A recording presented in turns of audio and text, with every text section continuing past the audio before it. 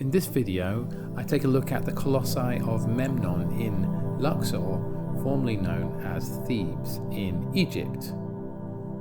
So these are the Colossi of Memnon, and as you can see, they're colossal, they're massive.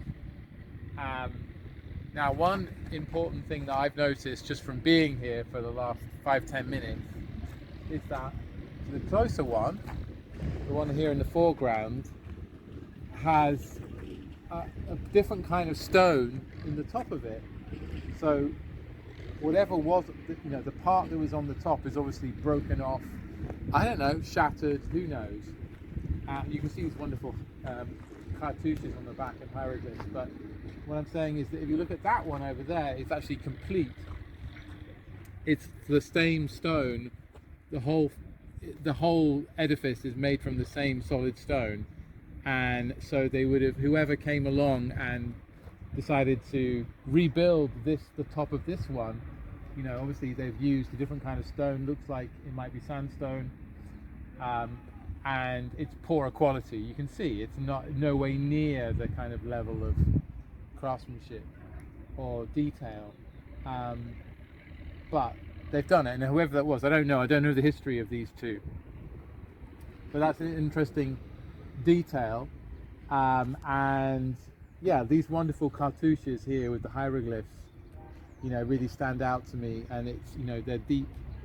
We see where the sun disk or the Ra disk is. It's very deep. And there is also here a bas relief of I think a pharaoh. So you've got that there.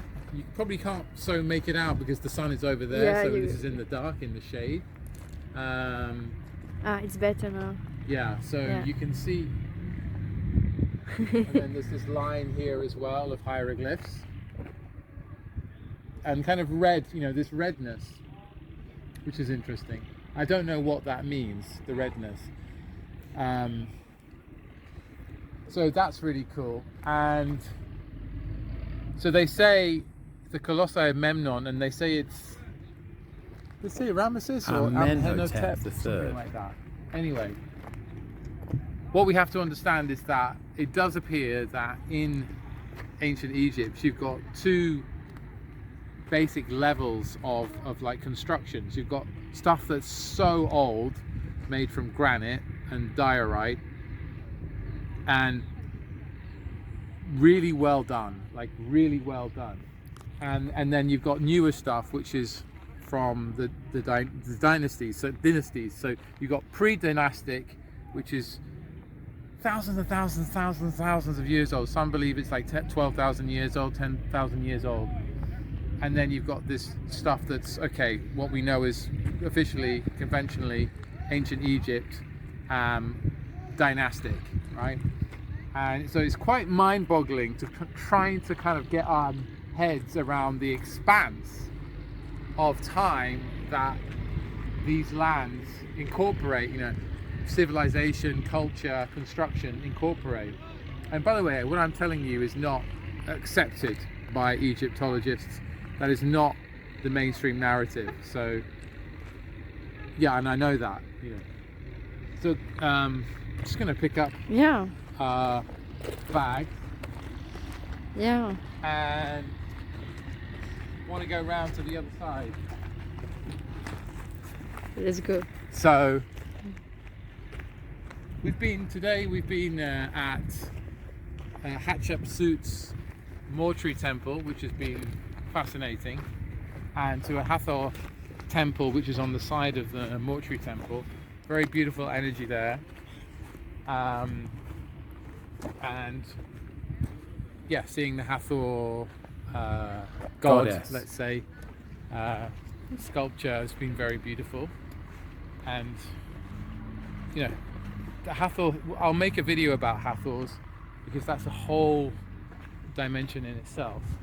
But I wanted to come around here, look at the soft, smooth sculpting of the legs. You can just make out there. Incredible. And of course you've got graffiti. You've got graffiti in Greek. I can see Greek letters. So perhaps I when can't zoom. in ancient Greece, perhaps you had graffiti from people Yeah. in the Ptolemaic times. So come follow me. There, incredible bas relief. Beautiful.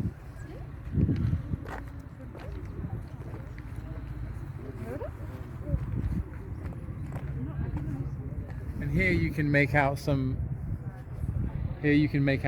beautiful hieroglyphs on the side. And yeah, so come, let's keep going around here.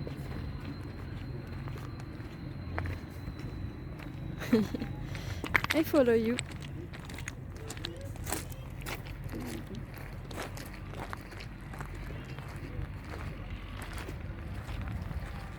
Yeah, and what we've got this side is amazing.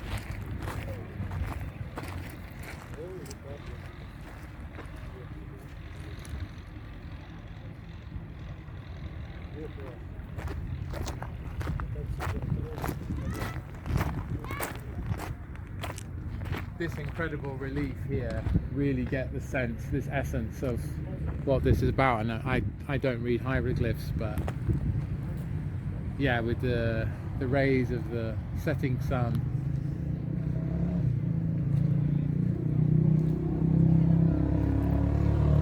It's funny, it looks like a smile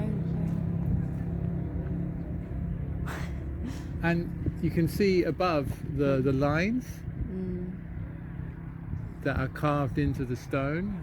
See how precision that is.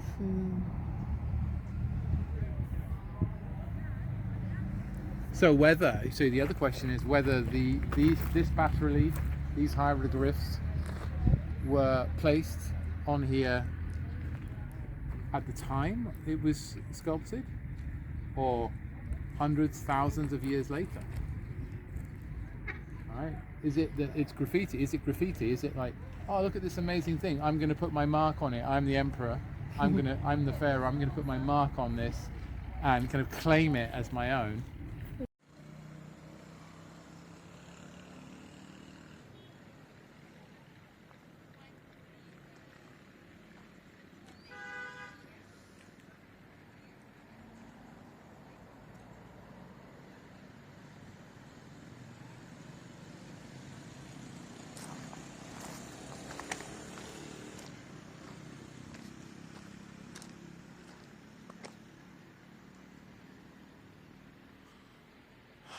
And here, I don't know if you can see on the back, yes, more of these hieroglyphs.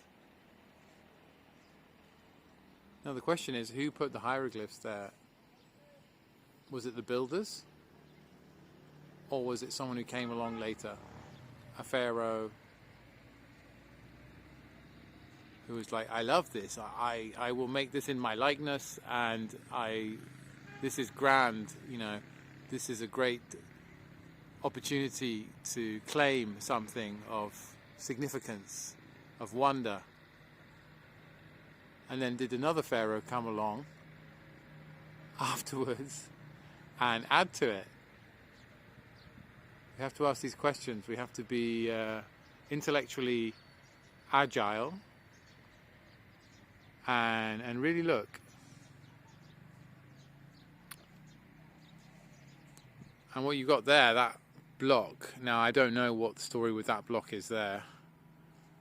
If that's a later addition to kind of firm up the foundation or what. But yeah, these are remarkable. Absolutely remarkable. Phenomenal. And as you can see down that way, they've found a load more, and they're in the process of reconstruction and excavation, this whole strip that leads to the mortuary temples and Valley of the Kings and Queens that way. Fantastic, fascinating and incredible. Bye for now. Whichever way we look at these amazing monuments, they're incredible. So what are your thoughts on the Colossi of Memnon? Let me know in the comments. Thank you for watching, and please remember to like, comment again, and subscribe. And if you feel you need support with your spiritual awakening journey, your soul purpose, then do check out my website for info about how I may be able to support you. And if you're also interested in writing a book, then do reach out. Okay, blessings on your path. Bye for now.